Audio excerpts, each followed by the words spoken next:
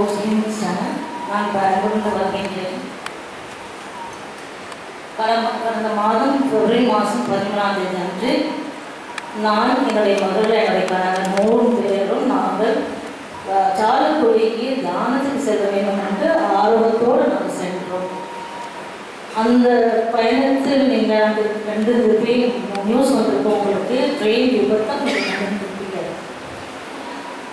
அது ட்ரெயின் விட்டது 6:45 என்னப்பட்டது. அந்த 7:30 மணிக்கு இது விடுதிக்கரைக்கு அங்கே விபத்து ஆயிடுச்சு. அங்கே என்னோட சுகமில்லாத மகள், அவர் ரொம்ப சுகமில்லை, அவளால் நடக்க முடியாது, இறங்க முடியாது, ஏற முடியாது. அப்பேற்பட்ட பிள்ளைக்கு இது ஆபத்து ஆகிடுச்சு. நாங்கள் என்ன பண்ணோம், நான் ஜெபமான சொல்லிக்கொண்டு வந்தேன். ஜெபம் 10 மணி முடிந்தது. அந்த விபத்தம் ஆரம்பிச்சது. நம்ப மாட்டீங்க, நாங்கள் அந்த பெட்டியில் எந்த விபத்து நடந்தோம் அந்த பெட்டியில் தான் நாங்கள் இருந்தோம். B8 அந்த பெட்டியில் தான் நாங்கள் இருந்தோம்.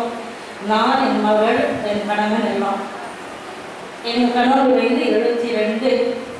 நான் என்ன பண்ணாரு, இதோடு இறங்கி விட்டு எல்லாரையும் இறங்கி விட்டுட்டு எல்லாத்தையும் இறக்கி சாமான்லாம் இறக்கி அவரும் இறங்கி வந்தார்.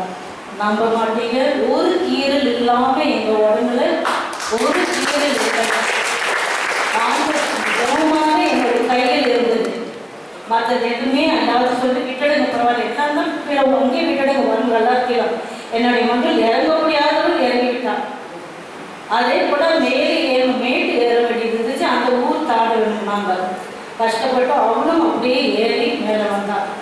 எல்லாம் நாங்கள் அற்புதமாக. ஆனால் நாங்கள் போக வேண்டியது, ஆனால் போகலை, திரும்பிட்டோம். நாங்கள் வீட்டுக்கு திரும்பிட்டோம்.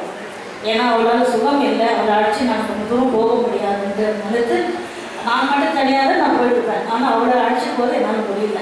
அதனால் நாங்கள் இதை சாட்சி சொல்ல வேண்டும். ஏன்னா எப்போ போனாலும் எங்கே போனாலும் இந்த கையில் இது ஒரு ஜெபமாலை பிடித்து கொண்டு இப்போ வண்டி ஏறணுன்னே ஒரு ஜெபமாலை சொல்லுங்கள் என்றது எங்களுடைய சொல்ல வேண்டியது உங்களுடைய கடமையாக எடுத்து கொண்டது. தயவுசெய்து இது ஜெபமாலை சொல்லுங்கள். ஆமாம், இன்றைக்கு ஒரு சாட்சி நடந்தது. என்னுடைய மகள் இவ்வளோ நாள் முழங்கால் இருக்கவில்லை. ஆனால் இன்றைக்கு தான் அவர் முழங்கால் இருக்கார். அவர் இங்கே தான் இருக்கிறார். இதுதான் என் பேர் சூசன் மேரி. 41 வயசுக்குள்ள ஹிஸ்டரெக்டமி ஆப்ரேஷன் ஆகி அக்டோபர் மாதம் ஆனது ஆப்ரேஷன்.